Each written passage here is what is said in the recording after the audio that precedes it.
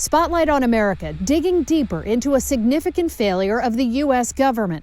Cars with potentially dangerous and deadly defects, not only on the road, but with federal employees behind the wheel. Does that make it even worse? You know, these folks, they're not doing their jobs for the glamour. They're in public service. So to put them in a situation where they're basically, in some cases, putting their lives on the line is utterly unacceptable.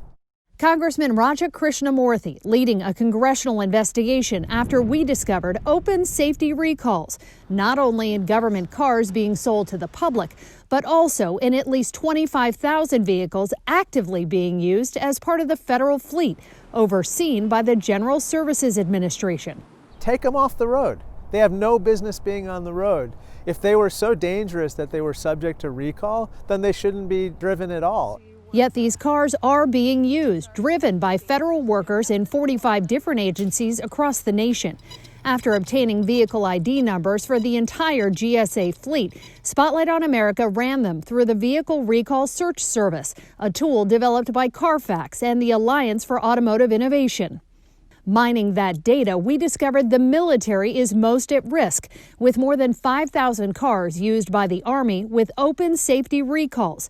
The Navy has 3,500 recalled vehicles on its roster. Even the Secretary of Defense's office has problems, with more than 600 recalls.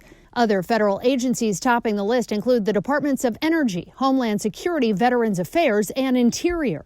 Who's responsible ultimately? Is it the agencies or the GSA? Well, the GSA, if they know about the vehicles, should be responsible for it. In the GSA fleet, we found seatbelt issues in at least 500 vehicles, nearly 400 flaws that could spark engine fires in certain SUVs, problems with airbags that won't deploy, backup cameras that won't work, faulty software that could stall engines, issues with brakes, steering wheels, transmissions, and more.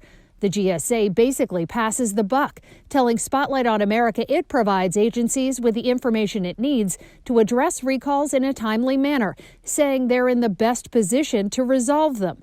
In a recent letter sent to Krishnamoorthy, the agency said it requires agencies to take immediate action once they're notified, but provided no details on follow-through. Go and get it fixed.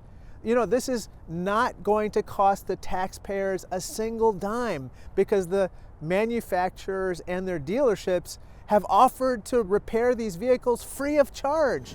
Legislative action may be needed, Krishnamoorthy says, if they don't, saying he's looking for allies in the Senate to take up this issue after the holiday. We'll just keep pushing until we get it through Congress and to the president's desk.